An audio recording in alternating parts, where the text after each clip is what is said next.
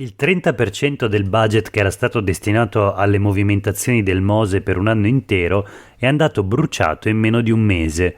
Un paio di milioni spesi per i 10 sollevamenti, praticamente ininterrotti, che dal 19 ottobre in poi hanno evitato a Venezia una serie di acque alte importanti che sarebbero state più o meno dannose. Spese solo in minima parte legate ai costi dell'energia, la gran parte assorbita invece dai costi del personale interno ed esterno necessario ad azionare le dighe mobili.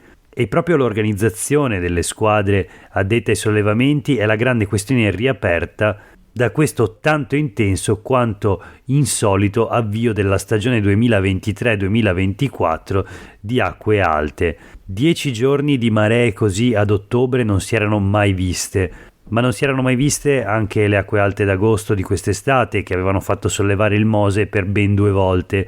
Eventi legati al cambiamento climatico, con l'innalzamento del livello del mare, comunque imprevedibili, come il meteo e le prossime acque alte in arrivo.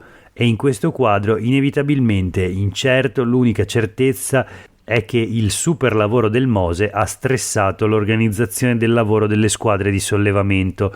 Turni lunghi, anche notturni, faticosi, così ripetuti, anche per la difficoltà di raggiungere le bocche di porto. Tra i sindacati in questi giorni c'è chi ha sollevato problemi di sicurezza negati dal Consorzio Venezia Nuova, che ha comunque messo in programma un incremento delle squadre. Dalle attuali 3 saliranno a 4. Questo è Sveglia Veneto, il primo podcast dedicato all'informazione vista da nord-est. Io sono Jack Calcetto, oggi è giovedì 2 novembre 2023, la prima notizia del giorno riguarda il Mose. In un mese è stato speso il 30% dei fondi annuali per sollevare le paratie che proteggono Venezia dall'acqua alta. Più dell'energia, come abbiamo letto nell'articolo di Roberta Brunetti per il Gazzettino, pesa il costo degli addetti, 70 interni più gli esterni per alzare le dighe. Le squadre sono sotto stress, è difficile organizzare i 3 turni. Dai sindacati arriva un allarme relativo alla sicurezza. A ottobre già 10 sollevamenti, il conto è di 2 milioni di euro. L'entrata in funzione del Mose, scrive sempre Roberta Brunetti per il Gazzettino, si è rivelata decisiva per proteggere Venezia dall'acqua alta. Ora Piazza San Marco resta percorribile. A ottobre è stato però necessario sollevare per ben 10 volte le dighe mobili. Il conto finora ammonta a 2 milioni di euro. Insomma, il Mose si alza sempre più spesso perché sempre più frequenti sono le acque alte. Tutto questo naturalmente ha un costo che non è soltanto quello economico legato appunto all'innalzamento delle paratie, c'è anche un costo naturalmente logistico legato al fatto che quando il Mose è alzato si può entrare e uscire nella laguna, e poi c'è un costo ambientale. Quali sono le conseguenze di una chiusura della laguna per intervalli di tempo sempre più lunghi?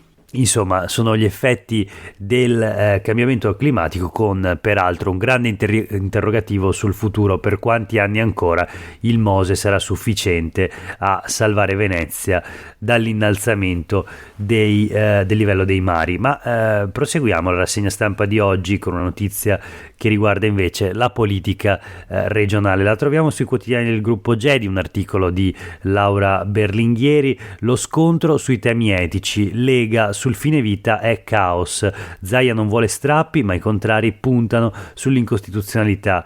Consiglieri e assessori del Carroccio convocati oggi pomeriggio al K3 di Fontana. Il presidente crede nella libertà di coscienza ma è contro le spettacolarizzazioni. Allora, la questione è quella del progetto di legge che va a regolamentare il suicidio medicalmente assistito, un progetto di legge che è di iniziativa popolare promosso dall'associazione Coscioni. In Veneto ha raccolto oltre 9.000 firme.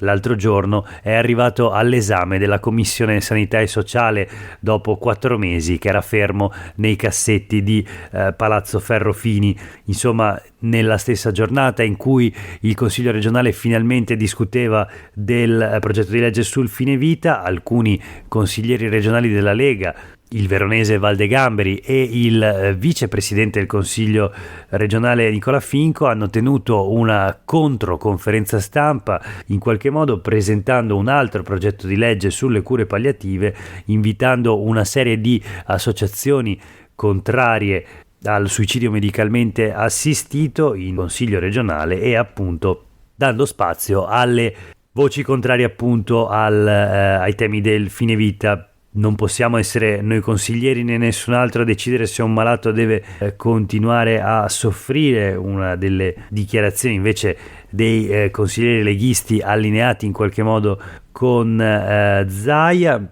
C'è dibattito anche all'interno del Partito Democratico regionale dopo la contrarietà al progetto di legge espressa da Anna Maria Bigon, consigliera regionale veronese del Partito Democratico, dubbi sulla competenza, un vertice interno anche al PD, la Camani, capogruppo Vanessa Camani del Partito Democratico, dichiara confido su un voto omogeneo. Questo per quanto riguarda il progetto di legge di iniziativa popolare Liberi Subito, promosso dall'associazione Coscioni. Il Veneto potrebbe essere la prima regione a dotarsi di una legge sul suicidio medicalmente assistito. Vedremo come proseguirà questa vicenda.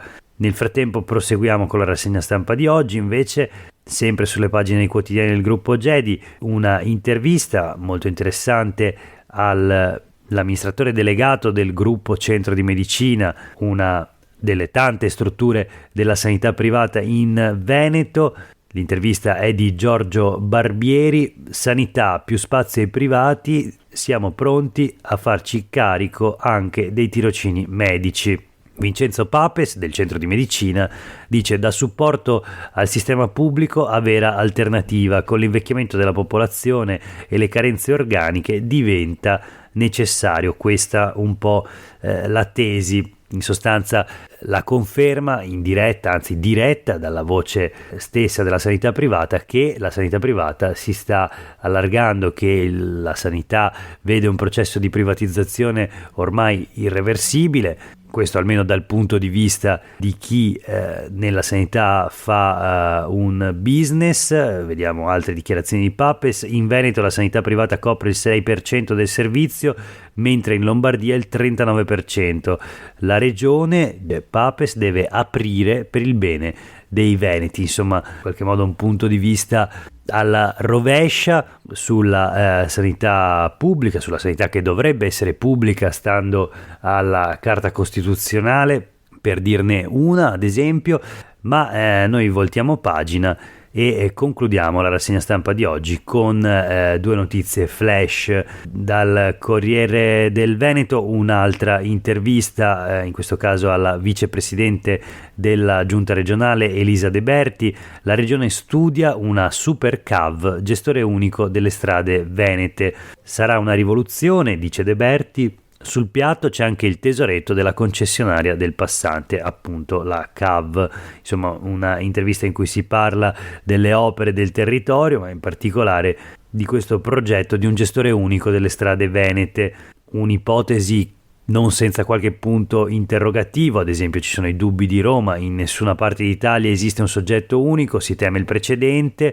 De Berti invece lo definisce un precedente positivo. Sulla questione della Via del Mare, dopo la firma del contratto si deve riprendere in mano la progettazione, che al momento è preliminare, dice ancora De Berti, e sulla Pedemontana infine la galleria di Malo sarà collaudata entro gennaio. Il casello di Montecchio dovrebbe essere pronto invece a febbraio.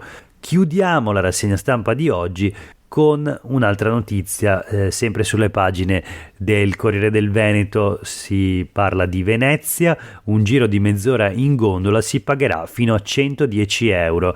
Scatta l'adeguamento Istat del listino, 20 euro in più. I gondoleri dichiarano che i prezzi non venivano aggiornati dal 2019.